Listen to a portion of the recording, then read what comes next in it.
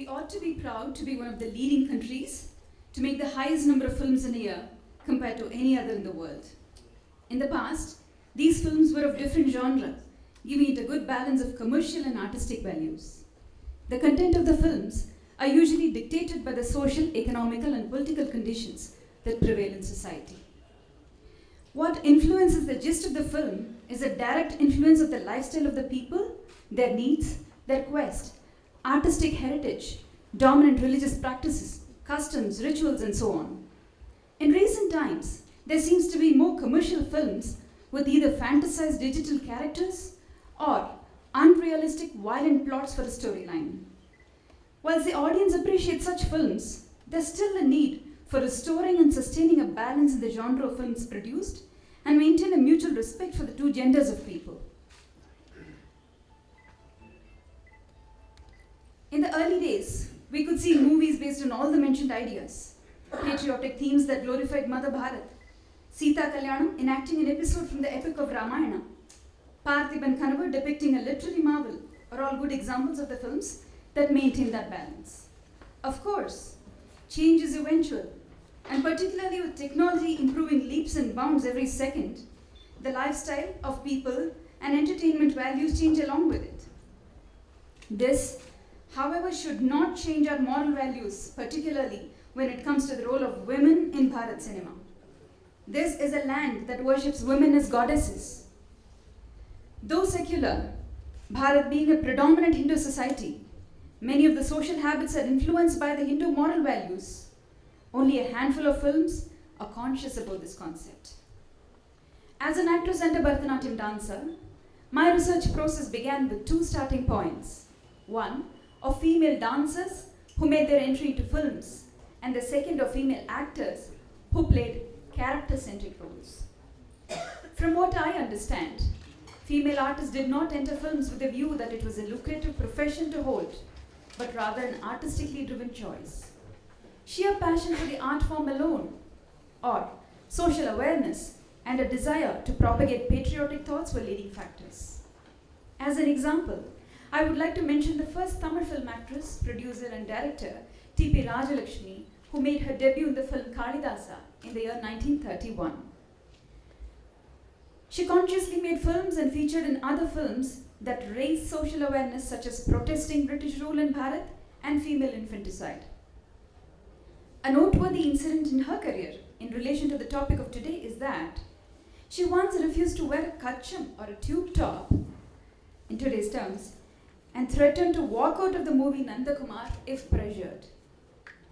I was absolutely amazed at her stand on this issue. It showed courage, self-respect, dignity, and most importantly, responsibility.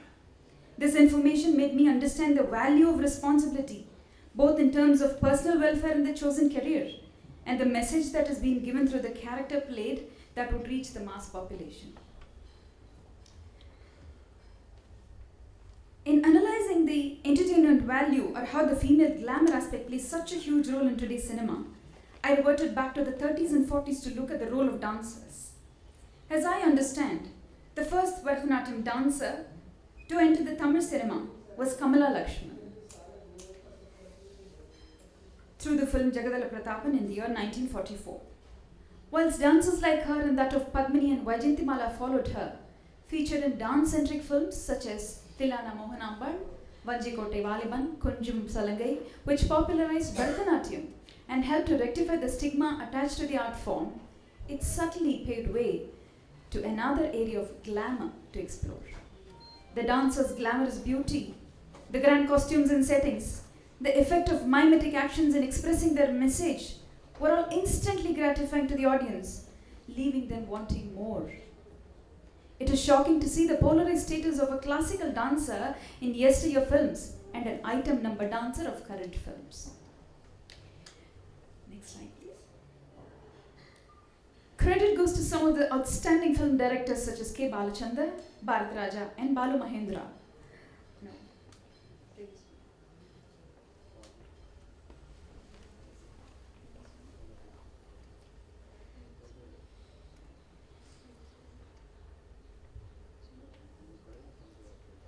Sorry. Credit goes to some of the outstanding film directors such as K. Balachandar, Bharat Raja and Balu Mahendra, who have made films that are woven, that women-centric who have made films that are women-centric, identifying them as strong sex and marking them with great respect and dignity. Film industry in the 60s and 70s saw a rapid growth in producing films that were strongly influenced by the West. Scenes of bars and clubs and men smoking cigars and cabaret dance are all good examples. Padinginal Oru Maligai, a popular song from the 60s film, is a good example where one can see the whole outlook to be very Western. The style of dance, lyrics that contain dual meaning, and the lewd vocalization of the song all display a very sensuous effect. The impact of such scenes have on the audience is quite strong. In the 80s, a commercially successful film called Moonram Pirai portrayed an actress to be horny, seductive woman with a strong sexual urge. The dream song goes, Ponmeni Urugude, meaning, my golden body is melting. The singer makes voice effects of having sexual pleasure in the song whilst rendering the whole song in a husky and deliberate voice. This is derogatory, more so because it is not the dream song of a man, but the woman. The impact of such scenes could be dire in society. It probably could corrupt a young mind into doing perverting acts or demand such sensationalized behavior from women. And a woman could believe that that is exactly what she ought to do to please men. Very few films include sensuous scenes meaningfully. For example, there have been intimate scenes in films tastefully included only to help the storyline and not for the sake of it. Unfortunately, the reviews devalue such endeavors to mere vulgarity. It is a well-known fact that the film industry is male-dominated. Though female artists are equally talented and efficient, their portrayal in the films has always been either stereotypical or undermined. That is more so evident in the films of the past decade. Whilst this is a separate strand to speculate, the abusive and derogatory depiction of women in the media is out there for everyone to see. This is very evident in television serials. Most storylines here are family-oriented and tend to stereotype a horrific mother-in-law or an ungracious stepmother, demonizing these characters beyond belief. Quite often, women are seen as just glamour objects, used to just enhance the value of the main subject portrayal. For example, a shaving foam advert would portray a handsome man, booted and suited, with a skimpily dressed woman tagging along as his arm candy. Pressure for women to look a certain way is an unspoken campaign through some adverts for face cream or glossy magazines displaying pictures of photoshopped celebrities having unbelievably perfect bodies. The impact of such things on youngsters can be disastrous, paving way to adopting contrived methods to look fair, develop disorders like anorexia and bulimia in pursuit of looking slim. Perhaps it is naive of us to think that women are uncomfortable with the idea of promoting themselves as sexual objects. Many women in the industry are more than willing to create a sexualized stereotype for themselves with the objective of gaining more popularity and commercial success. It is therefore imperative that we teach women that this is not the correct mindset to have and remind them of the ephemeral nature of success and fame in this particular industry. However, this is a vicious circle, since women only feel this way because they believe that it is what men expect of them. In order to change the mindset of these willing women, we need to first change the mindset of men. Men must be taught not to view women as sex symbols and to treat them as equals. There are several ways in which we can do this, ranging from increasing the teaching of social education in schools from a young age to campaigning and mainstream propaganda that carries this message. My next point is vulnerability. It is important to both the media and the audience.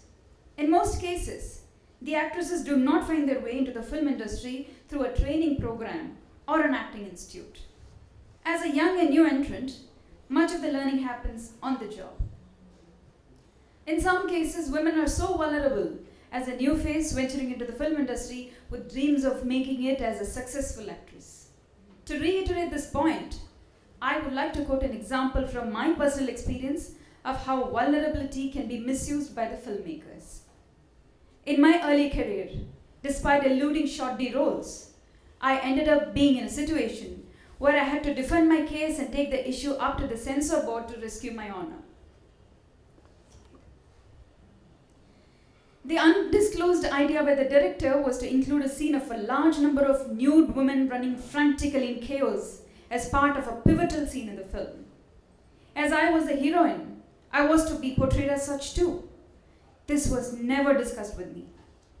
Although nudity was certainly not something I had signed for in the contract, the filmmaker was keen to use a proxy to complete the scene. Coming to know of the scam, whilst on the shooting spot, I protested. But my confrontation had no effect. Though the film was completed and was a huge success, my experience of having to fight my case of dignity was quite bitter. It took a restraining order from the Delhi Censor Board for any abusive scenes to be excluded in order to protect my unblemished image as an actress. Not all is a success story like mine. Women fall prey to such irresponsible attitudes. This is what we need to change urgently. Unfortunately, the case remains that a large number of women have been brought up in conservative households in which girls are expected to do as told and be subordinate to the instruction and rules of patriarchy. It's high time that women are made aware of their basic statutory rights. The UN Conference on Women's Rights in Beijing in 1995 stated, "The gap between the existence of rights and their effective enjoyment derives from a lack of commitment by governments to promoting and protecting those rights and the failure of governments to inform women and men alike about them. It is the responsibility of the state to ensure that women are fully aware of their rights. Women need the reassurance to speak up about issues that make them uncomfortable or compromised, and support from the government will give them the confidence to do so. This is one of the many ways that we can ensure gender equality in the industry." My opinion is that a greater level of legislation can be inculcated into the industry. There needs to be a greater level of communication between the film industry, that is the censor boards and the government, so that we can ensure that these rights are under frequent protection. There is much to be learned from the West. Hollywood, without fail, produces at least one movie in a year which is festival themed, marking Christmas and Easter. Keeping in mind the need to cater for younger audiences, there are a number of animated films that are released in a year. This shows care and concern for the society that one lives in. It is heartwarming to see Bharat producing children's animation films such as Krishna and Hanuman. In recent Bharat films, the caption that says "smoking is injurious to health" being added with any scene depicting an actor involved in the act of smoking is an appreciable adaptation. Whether smoking should be depicted at all is another matter to discuss. Media has been such a powerful tool in reaching out public far and wide. Both good and bad things find their way in reaching the public. Media that is commercial by nature tends to stray every now and then from our moral values. The reasons for this can be financial benefits, ambitions of individuals to carve out a unique position for themselves, chauvinistic attitudes, and possessing power, to name a few. It is easy for the media to say that the public is demanding a certain commodity and therefore they supply it. But the concept of demand and supply is a two-way street. It is as much the responsibility of the receiver as it is of the supplier to ensure what is being asked for and being supplied is of the right nature. My definitive belief is that it is the responsibility of each individual, whether they are the producers or deliverers such as dancers, actors, actresses, spokespersons, and others, used for the purpose of communication, to take this task upon themselves and propel this change. It is their duty to maintain good conduct and not comply with any insensitive, illegal, or inhumane ways in their methods of delivering the job. In this way, the actions of all these individuals can have large-scale effects for the wider public. I have no doubt that with all the strands of media working together harmoniously and promoting humanity, we will soar higher as a successful nation. Jai Hind.